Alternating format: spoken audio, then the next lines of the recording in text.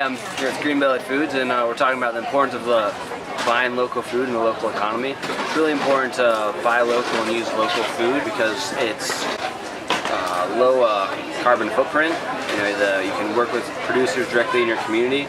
You don't have to fly jets or drive trucks across the nation. Also, supporting the local economy is going to put money back into your economy so that people can reinvest and build even greater things and make even better products for you and everyone you're around. I work a lot in local community groups. I work in ecological design. I'm a designer and I'm all about an abundant future, and most recently have been working with an amazing group that's a collaboration. It's actually called Collaboration for Local Solutions, and it's CU students, community members, designers, permaculturalists, the Invest program at CU and 350 Colorado, and the Masters of the Environment program. And our vision, besides having a broader scale of doing bigger projects later, right now we're focused on a very small sort of pilot program at the University at East Campus at the SEEK building. We thought it would be a great idea to grow food to serve the community there, and create a little zone that people can hang out in, and also supply food to the cafe. The CU Environmental Center awarded us a grant, and then we were able to acquire some land. It's very small, but it could grow the more people are interested and catch on. And right now they're watering just a massive amount of grass there. And so if that could all be turned into beautiful gardens, it could just make the university and the town a much richer place. This is amazing, being able to live here on 2 lots in downtown Boulder, and we've been growing a lot of different beautiful vegetables here and flowers. And right there, the mound behind me is called a hugel culture, which is a mound of buried wood, and it's supposed to catch the moisture, and you don't need to water it as much. So growing food, so if you think about when the native Arapaho and Ute, Apache, and Cheyenne lived here, they survived on the land without importing foods, and they were really in tune with all the plants and animals that lived here, and they were very in tune with the buffalo, obviously.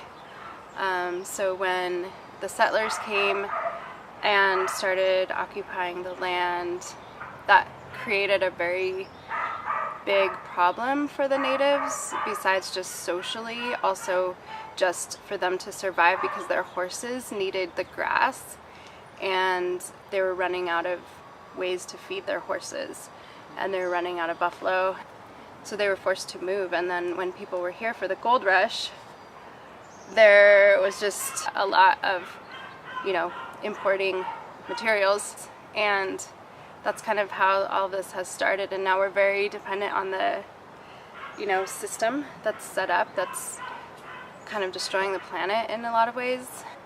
I think once people start realizing that they can connect more with nature and with each other, and taking care of the land, then everyone will probably be a lot happier and the earth will be healthier.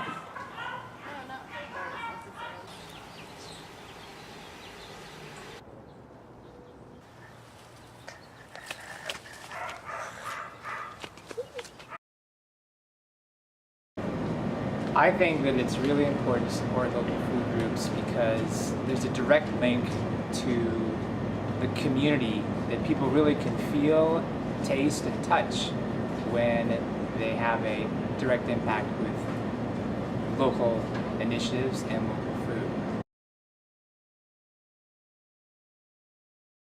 Food insecurity is the term that describes when people don't know where their next meal is coming from. And I think we've all experienced when we're hungry how it makes our stomach feel, how it makes us feel, and we don't feel real good, and then we get distracted, we start thinking about food, maybe we're wanting to do homework, or maybe we're wanting to do a job, So it really interferes with a lot of things. And there's a lot of people in the country, 50 million, are people who don't know where their next meal is coming from. And that's something that doesn't really have a face. It's really invisible. It's something that people don't really talk about. There's a lot of shame associated with it. And so what we're trying to do is bring that to life, put a face on that, and help people understand how they can alleviate food insecurity that's just in their backyard. So what we do to help solve that problem is we've developed a mobile app called Tango Tab. And Tango Tab is a restaurant app that provides listings of local restaurants. And when you go into those restaurants, check in or use a discount offer, then Tango Tab donates a meal to the local food bank. And in doing that, that helps solve the problem of food insecurity, and it also gives the opportunity for somebody who uses the app feeling that they're actually doing something of benefit. Right now, we have about 100,000 restaurants on the app. And in Boulder, we are working with restaurants in the downtown and the Hill and in the Louisville area with the goal of having it go largely throughout the city and then rolling it out into the Front Range and into Denver. The larger goal is for us to take this concept and roll it out nationally.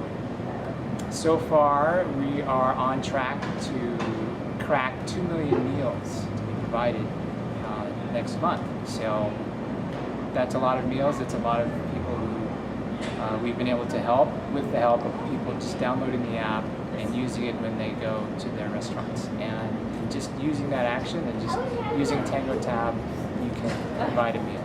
Yeah. So if people are interested in participating or contributing to Tango Tab, the first thing they need to do is download the app on their phone. The second thing that you can do is participate in one of our Feed the City events. We do these every month at a location that's within our listings of our network, and our next one is going to be at Alfalfa's. And we've brought together about 40 people last month and made over 500 meals to donate to the homeless shelter and the teen center in Boulder.